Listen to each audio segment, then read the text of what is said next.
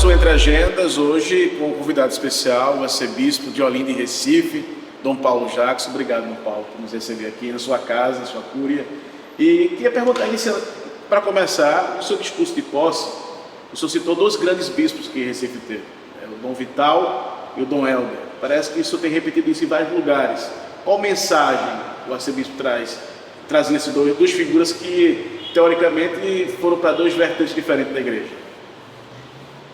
É uma alegria, então, conversar com vocês, com os seus ouvintes, os seus internautas, seguidores. Na verdade é assim, Dom Helder e Dom Vital são bispos e missionários de épocas diferentes, obviamente com cosmovisões, com visões de mundo diferentes, mas há algo fundamental que os une: o gosto pela liberdade. Dom Vital é um grande apóstolo da liberdade de consciência e ele enfrentou perseguições da parte dos poderes centrais e manteve a sua consciência firme e inabalável. Dom Helder é também um grande apóstolo da liberdade, da justiça e da paz. Então, fundamentalmente, estes dois servos de Deus se unem naquilo que é essencial. Esse é o miolo do Evangelho: a liberdade, a justiça, a paz e a consciência como sacrário fundamental e inviolável do ser humano. Constantemente os dois estão em processo de beatificação, né? Como é que está, para os nossos ouvintes entenderem, como é que está hoje o andamento desses dois processos? No caso de Dom Vital, o processo está um pouquinho mais adiantado, porque Dom Helder tem uma obra vastíssima. Isso. E aí precisa que toda a obra de Dom Helder seja lida por peritos da Congregação para a Causa dos Santos, o dicastério, e se dê uma declaração dizendo que está de acordo com a doutrina católica, que não há problemas graves de teologia, de moral, de doutrina. Então, enquanto não se fizer toda esta leitura das obras todas de Dom Helder, que são pacotes e pacotes e mais pacotes que foram mandados para Roma, além do mais, está se escrevendo a Positio.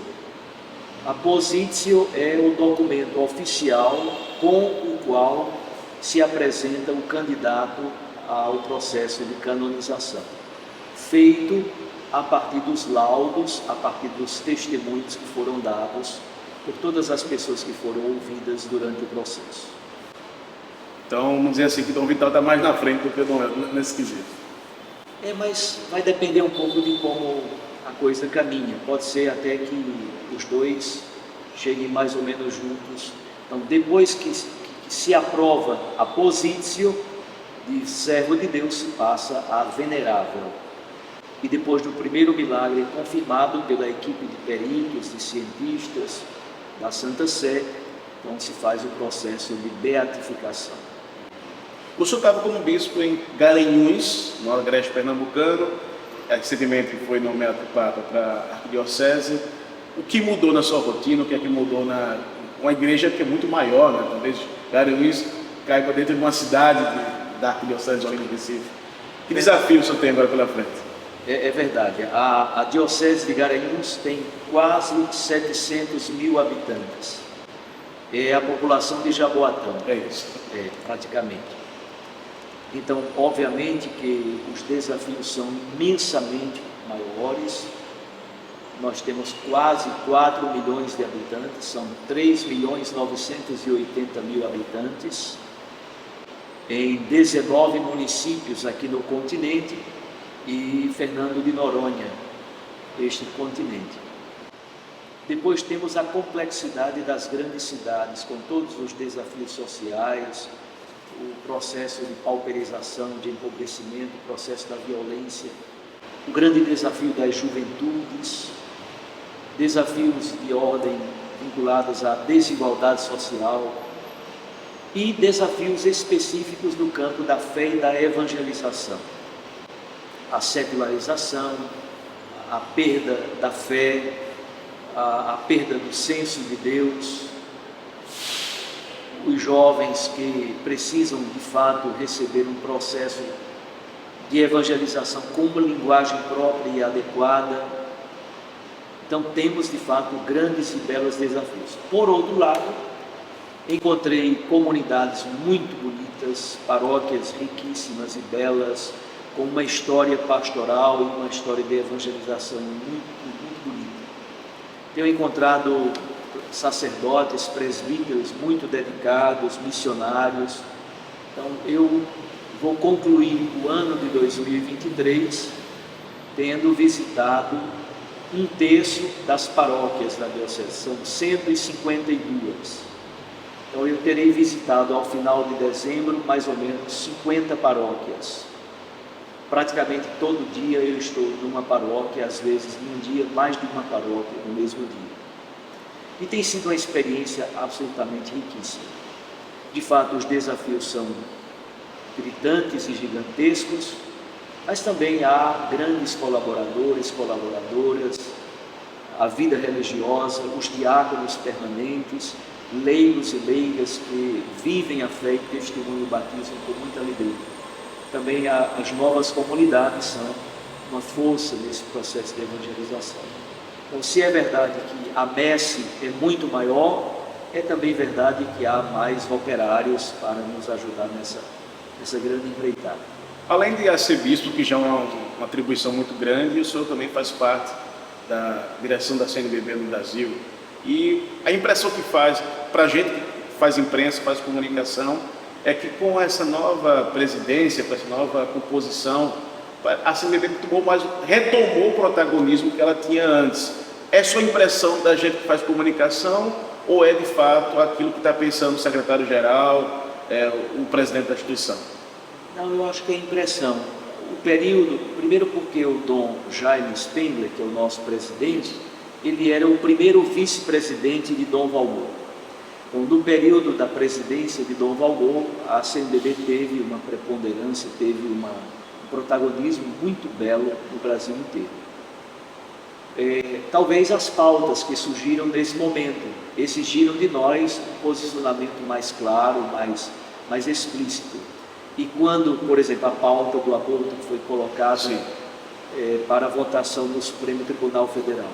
Nesse momento, obviamente, quando a CNBB se pronuncia, isso dá mais visibilidade à instituição.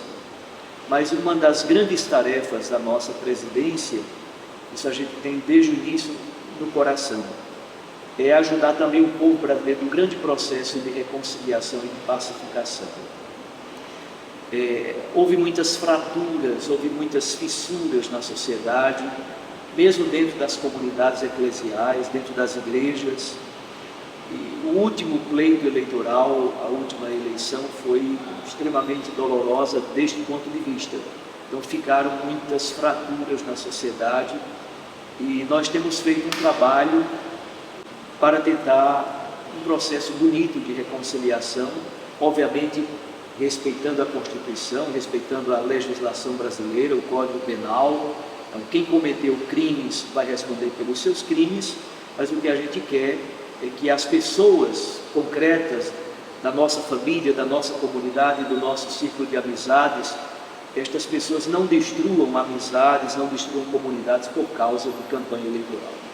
E falando de campanha eleitoral, qual a sua posição de católicos, cristãos, sendo candidatos? Qual é o pensamento do arcebispo? Extremamente benéfico, elogiável e incentivável. A Igreja Católica, por meio dos leigos e leigas, precisa mais e mais reconquistar esse protagonismo do mundo da política, do mundo da economia. Esse é o papel precípuo dos leigos e leigas. Por causa do Evangelho, por causa da doutrina social da Igreja, formados pela doutrina social da Igreja, formados por uma consciência cristã evangélica, de fato, entrar no mundo da política para modificar. Não adianta só a gente jogar pedra, criticar e dizer que nada presta, está tudo bagunçado. Não. É preciso que os leigos e leigas assumam o protagonismo no mundo da política partidária. É papel fundamental dos leigos ser presença qualificadora do Evangelho nestes ambientes? Analisando o censo recente, o Brasil perdeu um número grande de fiéis católicos, ou pelo menos que se diziam católicos. Qual o objetivo agora, como arcebispo de Recife, uma diocese importante do Brasil, para tentar resgatar esse público para a igreja, ou para retomar? E aí queria até já também falar uma outra coisa, essas paróquias virtuais que foram criadas aí durante a pandemia. Eu lembro que eu acho que recentemente teve um encontro aqui com o Frei Gilson, acho que o senhor participou também, esses padres que estão arrebanhando gente, e será que seria a saída? Primeiro, os dados do censo sobre o item religião ainda são muito elementares, não temos ainda os dados completos. Temos vários outros dados de vários outros elementos do campo da população, da economia, etc, etc. Mas os dados relativos à cultura, à compreensão de mundo e à religião, estes ainda não estão computados plenamente e divulgados. Então vamos esperar um pouquinho para ver o que está acontecendo. Parece-nos que houve um certo refluxo nessa perda de fiéis. Então houve um período em que este ritmo foi bastante acelerado, porque nós percebemos também que há uma crise não somente na instituição Igreja Católica, mas em todas as igrejas mais institucionalizadas. E aquilo que na década de 70, 80, inícios dos anos 90, eram igrejas muito marcadas pelo carisma pentecostal, agora estão se tornando também institucionalizadas. Então, de certo modo, há um descrédito, há um refluxo também nesses ambientes. O segundo elemento que se percebe é um surto migratório interno, isto é, dentro das próprias igrejas evangélicas há cristãos fiéis que migram de uma denominação para outra, fazem experiências, vão, por exemplo, à Igreja Batista, à Igreja Presbiteriana, depois Universal do Reino de Deus, Assembleia de Deus, migram para cá, migram para lá. Qual é o perigo disso? É que normalmente o final do processo é que a pessoa se torna agnóstica, se desencanta e perde inclusive a fé. Então é muito triste perceber que quando há um movimento migratório muito grande entre as várias denominações, normalmente o final do processo é o desencanto com toda e qualquer vivência religiosa numa instituição. Então percebemos que aquele movimento que na Europa, nos Estados Unidos, é bastante forte. Eles dizem, eu creio, mas não pertenço. Eu creio, mas não pertenço. Isso me parece não está de acordo com a palavra de Deus, não está de acordo com aquilo que nós pensamos. Para nós, na Igreja Católica, o fato de alguém crer em Deus, isso tem uma incidência direta sobre a vida comunitária. Eu creio no espaço que é a igreja, a minha comunidade eclesial. E aí está um pouco a resposta para a sua segunda pergunta. Paróquias virtuais, obviamente, têm um papel, hoje em dia não podemos de modo nenhum desmerecer o papel da internet, é fundamental. Mas nós apostamos muito mais no trabalho miúdo, pequeno e comunitário. O grande projeto, na verdade, para se recuperar as pessoas, é ajudá-las a ter vínculos comunitários, e vínculos comunitários afetivos. Por exemplo, a Igreja Católica perdeu muitos fiéis nas periferias das grandes cidades e nas áreas de fronteira agrícola, por exemplo, em Rondônia. Por quê? Porque chega uma pessoa do Rio Grande do Sul, gaúcho, lá em Rondônia, para plantar soja, sem nenhum vínculo comunitário, sem raízes familiares. Como a Igreja Católica é uma igreja um pouco de massa, impessoal, não personalizada, aquela pessoa vai à missa no domingo, ninguém dá a menor bola para ela. Enquanto se ela for uma pequena comunidade, no primeiro momento alguém já percebe que tem uma pessoa diferente. Acolhe, aproxima-se, pergunta se pode ajudar, cria laços, cria amizade. Então, são estes laços. Nós conquistamos as pessoas não tanto pela ideia, pelas pregações maravilhosas, pela ideologia. Nós conquistamos as pessoas de coração para coração. Então, o Papa Francisco tem dito muitas vezes, o processo de evangelização se dá pela proximidade. Proximidade. O Papa usa a palavra espanhola cercania. Então, sem cercania não há evangelização. Eu diria, embora eventos como estes que aconteceram no Geraldão com o Frei Jesus sejam importantes, mas são importantes como um grande momento de motivação, de reativar a esperança, de reanimar as pessoas. Mas isso não é evangelização no sentido pleno da palavra. O processo de evangelização, o processo da iniciação à vida cristã, acontece na comunidade eclesial, no pequeno grupo. Então você pode participar de momentos grandiosos como estes para abastecer a sua esperança, o seu vigor, o seu gosto pelas coisas de Deus, mas voltando para a sua vida comunitária, na sua paróquia, na sua comunidade eclesial, é aí que se dá verdadeiramente o processo de evangelização. Então as duas coisas podem perfeitamente conviver. A internet, estes grandes eventos como momentos catalisadores da esperança e da alegria, mas sem perder de vista a vida comunitária, cotidiana, o círculo bíblico, a leitura orante da palavra de Deus, a pastoral, o movimento do qual você participa lá na sua pequena comunidade. O vínculo comunitário miúdo é fundamental para se vencer o anonimato, o individualismo, o egoísmo que é gritante em meio a nós todos. Dom Paulo, o senhor citou o Papa Francisco, estamos às vésperas aí de um sínodo. O que esperar um fruto desse sínodo? Na verdade, o sínodo já começou, né? O sínodo já começou há vários anos, na verdade. O Papa Francisco propôs à igreja um grande mutirão de escuta. Talvez a primeira grande contribuição que o Papa está nos dando é aprendermos a escutar. E não somente escutar os nossos, e não somente escutar os de dentro, não somente escutar os convencidos, mas escutar inclusive para além das fronteiras, escutar os que foram batizados e estão afastados, escutar pessoas que nem são batizadas, mas querem dizer algo para a igreja, escutar. Talvez aqui esteja a primeira grande lição. Depois, o grande movimento sinodal. O Papa nos ajuda a compreender que a espiritualidade da comunhão, a espiritualidade sinodal passa por uma mística, por constituição de processos sinodais e também por constituição de instituições sinodais. São três elementos importantes: espiritualidade de comunhão, processos de comunhão, mas que se transformem também em instituições de comunhão, que efetivamente façam com que a comunhão seja uma prática estabelecida. O que virá do sínodo não temos clareza ainda. Confiamos no sopro do Espírito e que o sopro do Espírito possa conduzir a igreja. Depois do sínodo, o Papa retoma todos os elementos propostos e elabora uma exortação apostólica pós-sinodal.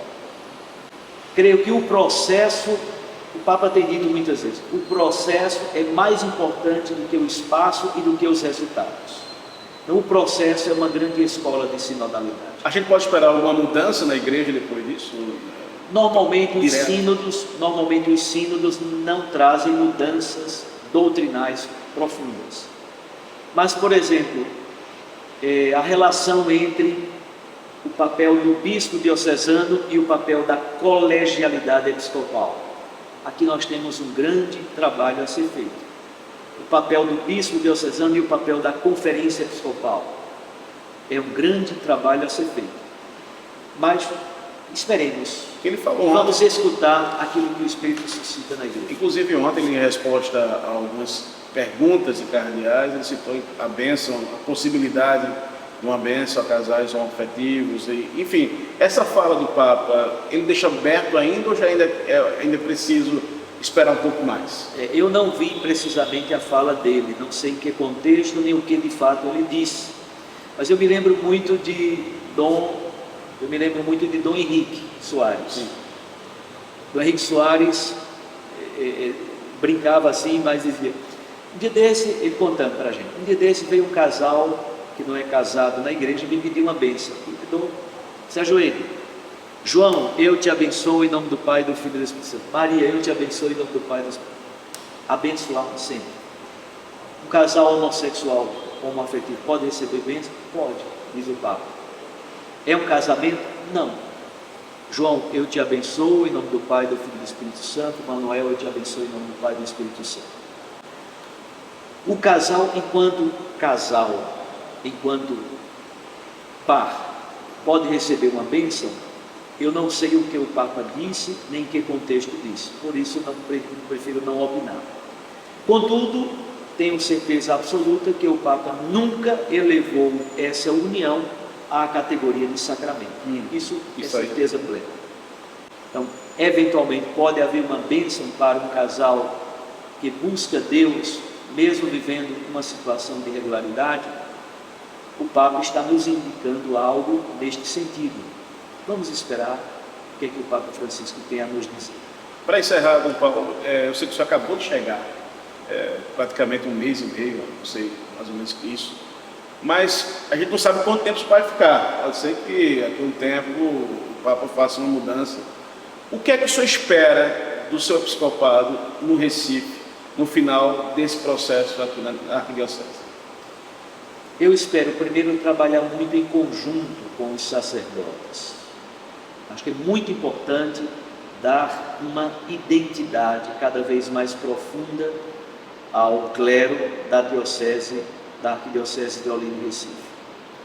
Nós temos um clero que nos últimos tempos recebeu padres da vida religiosa de outras dioceses, de outros lugares, e é um pouco um clero com necessidade de uma cara identitária mais profunda. Segundo, eu desejo colaborar no processo de evangelização a partir dessa lógica do pequeno, das pequenas comunidades, dos círculos bíblicos, da formação dos cristãos leigos e leigas e da formação dos novos sacerdotes, na perspectiva do Concílio Vaticano II, na perspectiva da eclesiologia do Papa Francisco, na perspectiva da Evangelii Gaudium, nesta perspectiva de sinodalidade. Então, ajudar o nosso clero autóctone, o nosso clero arquidiocesano, a ser formado de fato nesta perspectiva. E terceiro, eu pretendo também colaborar para que estruturas físicas da arquidiocese estejam mais em consonância com as necessidades da evangelização. Por exemplo, a catedral, a co-catedral, a estruturação de uma cúria diocesana em função da pastoral, a estruturação do centro pastoral da várzea. Então, a gente repensar os espaços físicos, mas não por causa dos espaços físicos. Os espaços físicos pensados em função da evangelização, em função da missão fundamental da igreja, que é evangelizar. Dom Paulo, muito obrigado mais uma vez. Eu que agradeço. Até o próximo encontro. Deus nos abençoe. E a você, até o próximo Entre Agentes.